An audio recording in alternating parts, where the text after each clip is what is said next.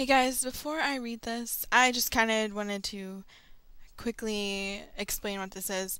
Obviously, it's a Crappypasta, but it's gonna be an informal reading, which means I will sometimes make comments when I'm reading it. I used to do this back a long time ago, and if you're a long time subscriber, you've probably seen them. But I stopped because I'd felt bad about ragging on, stories. But I just want to I love the Crappypastas. They're so funny. Um, so when I do this, it's not, I don't have anything against the author or the story itself. It's just, uh, it's hard to explain. It's just, it's not up to the standards of other creepypastas. And this will be a reoccurring thing, but I'm not going to do one like every week. And it's not going to replace my other creepypasta readings. I'll do it on Wednesdays, which is usually an unmapped day, so if I ever do like a special extra video, I always put it on Wednesday. So I'll do it on Wednesdays, and basically that's it. So anyway, let me get to reading this. Jeff is nearly 18 now, and meeting Jane the killer was a big thrill for him as she died a tragic death from falling down the stairs. But this didn't stop his psychopathic ways. Sorry, this is just so funny. Charlie was going through a rough bullying stage at school and was beginning to get depressed and hearing voices on her head. They were telling her to do stuff. She just put them to the back of her mind and carried on with getting shoved in lockers and beat up in the girls' bathroom. She heard the voices screaming at her until one day she snapped and listened to the voices in her head. I thought they were on her head, and pulled out the copper piping from the wall and stabbed her bully to death, then licked the blood off the pipe. I don't know how she stabbed someone with copper piping, or how she pulled it out of the wall. That's a question. She leaned near the bully's body and whispered, "Now you know how it felt when you called me ugly, and I was too fat to meet anyone who'd like me, and what I was, a whore who should kill myself." After she realized what she had done, ran away. She didn't feel bad about this. Actually, she was quite glad. She wanted to do it more, so Charlie went out. She killed more people just because she liked the feeling of knowing she wasn't in fear anymore. Charlie was never a mean girl. She'd always just sit there and take the crap. She had beautiful eyes with brunette hair, but she started wearing really dark makeup and dyed her hair black. She'd read the Jeff the Killer stories. Ooh, Jeff the Killer. And looked further into this as Jeff was her inspiration.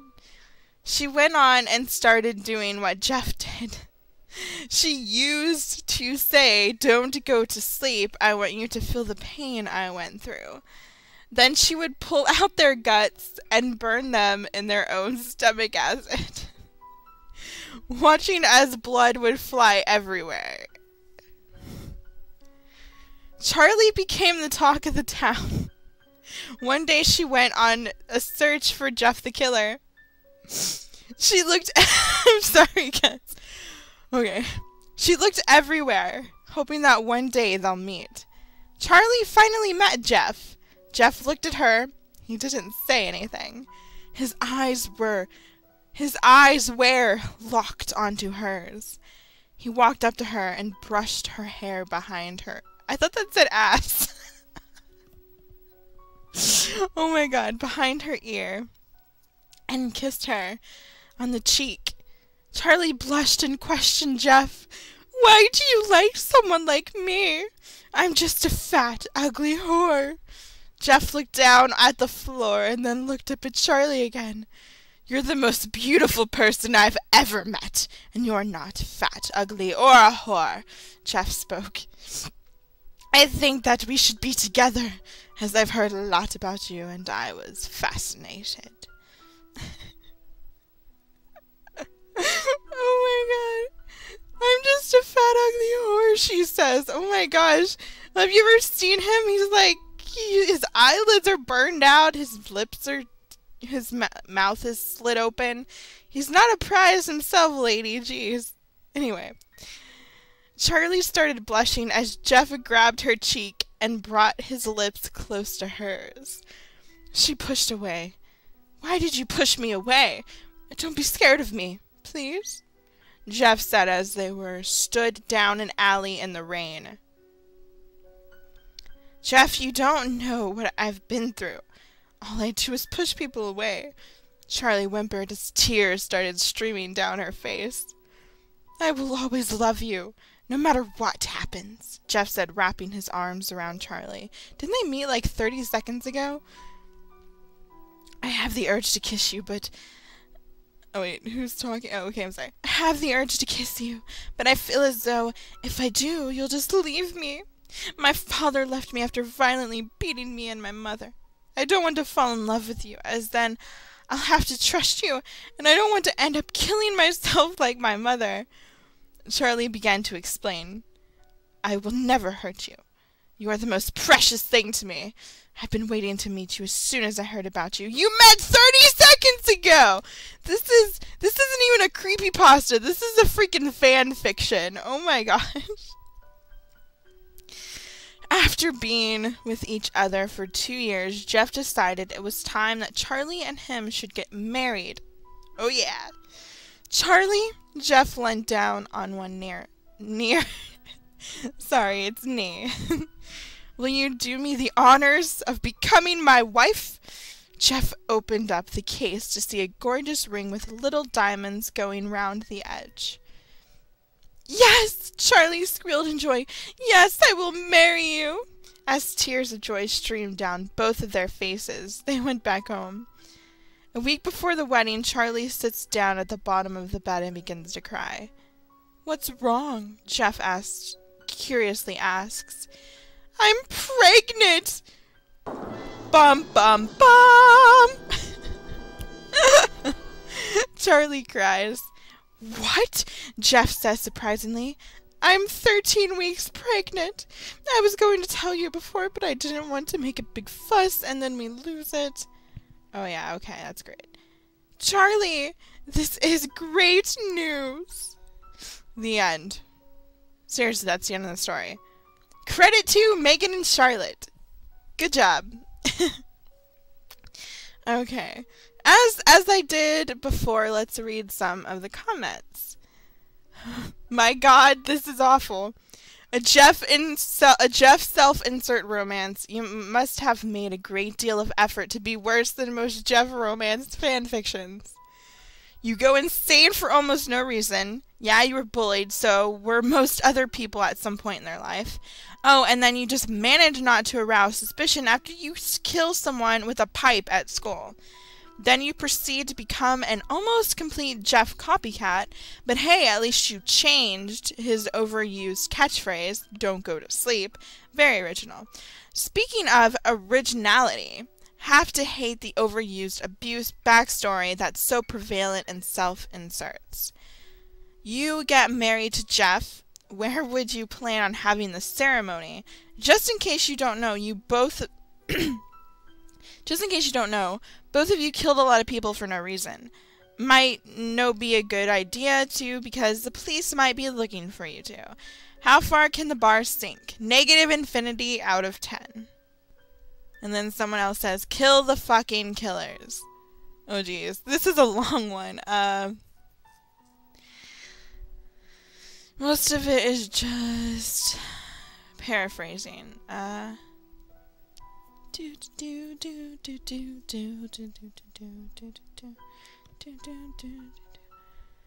then at the wedding, a masked man armed with a pacemaker crashed down through the ceiling and killed both of them. The end. Now isn't that a much better ending?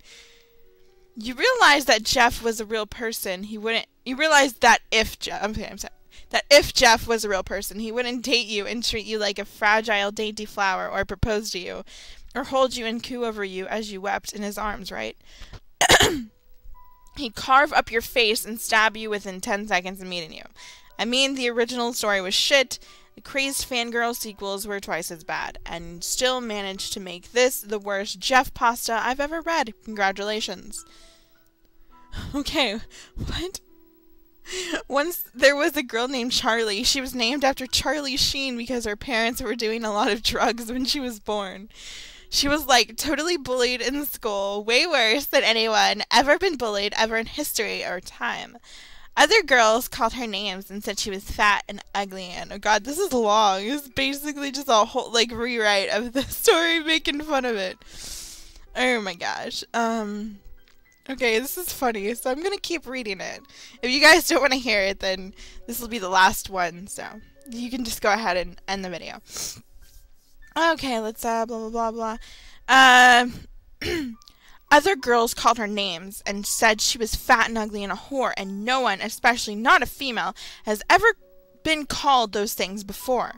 Also, Charlie was super beautiful in real life, and she was also a really nice girl. Oh, she heard voices in her head, because that's an attempt at subtle foreshadowing. One day, Charlie decided to be insane, so she ripped a copper pipe out of the wall at her school. It was easy because she went to school in a building made of wet paper, apparently. The copper pipe was also strong and sharp enough to stab someone with, so it would seem the school did not adhere to safety regulations. Anyway, Charlie murdered a bully with the pipe and ranted at the corpse. This is how I felt when you were calling me names. Name calling is the equivalent of murder. I am completely justified in doing this because I'm an author avatar. I mean a victim. Anyone who says name calling does not deserve death is just a bully as well. She then licked the blood off the pipe, not realizing that there are several blood-borne pathogens that she could contract in this sad attempt to look badass. Charlie ended up with hepatitis C. This murder must have occurred in a completely isolated location because no one tried to stop Charlie from leaving the school. She just walked right out and decided she liked killing people. You see, Charlie was such a nice girl that she liked senseless murder because it made her feel unafraid, despite the fact that there was no mention of her being afraid before this sentence.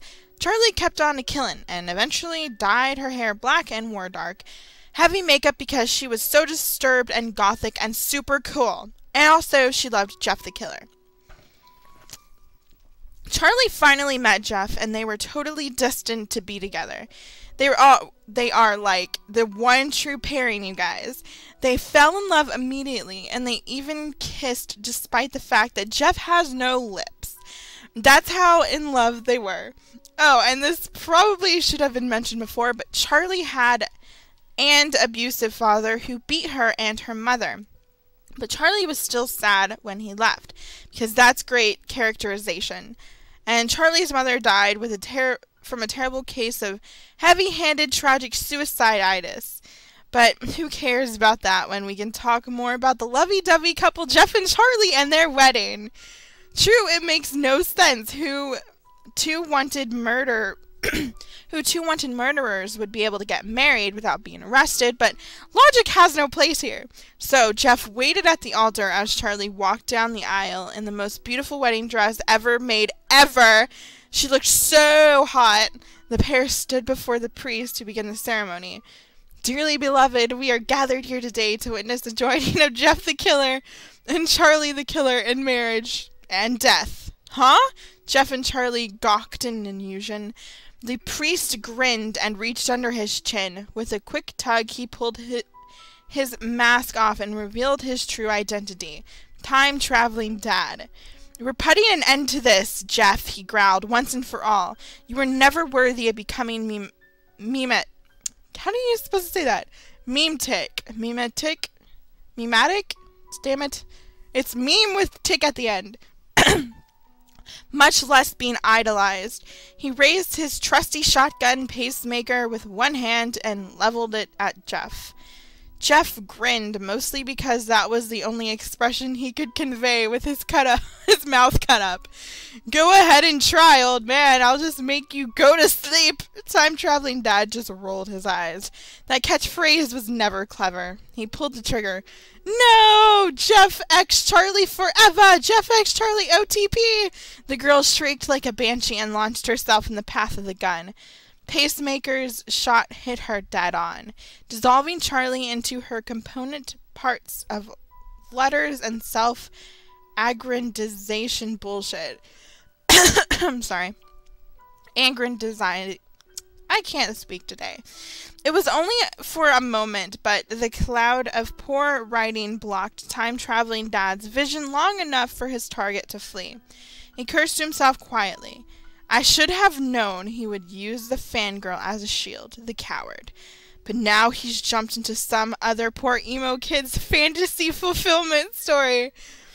There were so many of the stories, it was getting tough to track Jeff down, he sighed.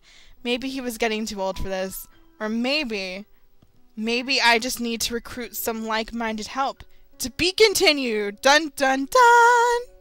Oh my god, best thing ever. Okay, I should tell you who to credit this to, because that was great. That comment was by Yossarian. So, anyway, this went on way longer than intended, especially since it took like 5 minutes to read the story. I'm sorry, guys. Basically, that comment was about as long as the story itself, so... Thank you guys for watching. I'll do another one of these soon, so I hope you enjoyed it. Let me know if you do in the comments below. Also, like I said, I don't have anything against these stories, or against Jeff the Killer, or any of the spin-off stories that fans of the story make. So I just thought this was a interesting story, and everything, I don't know, and I can't help that some of the comments I read were hateful. But anyway, guys, I'm Midnight Siren, and I'll see you next time.